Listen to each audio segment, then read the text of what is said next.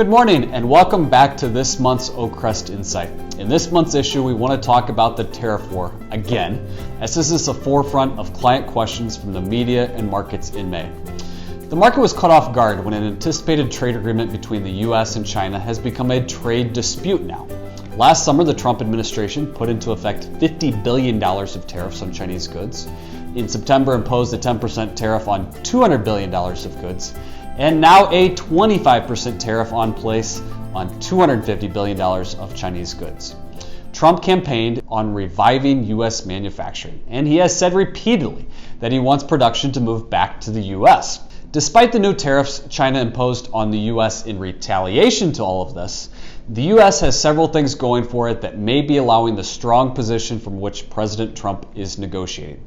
First, China's economy has really taken a hit with imposed tariffs and are starting to feel the effects as businesses are moving out of China into other countries such as Japan or Europe.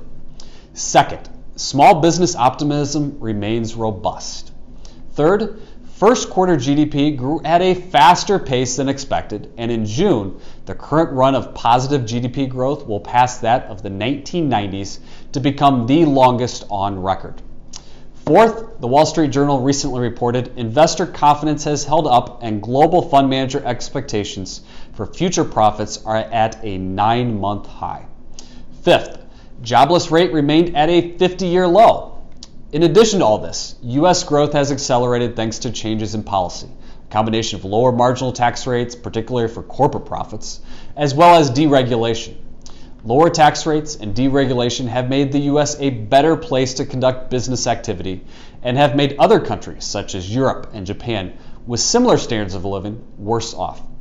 There was other positive news on the trade front as well, as Trump lifted existing tariffs with Mexico and Canada. This was the first time he had rescinded tariffs once put in place. Trade talks are likely to remain a major international issue for the visible future. In the meantime, policymakers here are doing all that they can to keep the expansion going. In discussions with managers, they believe the market at some point will care less about the trade battle as long as growth and profits continue to increase. I've said this for the past few years that the current administration's timing was very good to impose these tariffs, with the current state of the economy being in this expansion mode. In next month's episode, we'll talk about the retirement bill currently in Congress that isn't heard much on the media.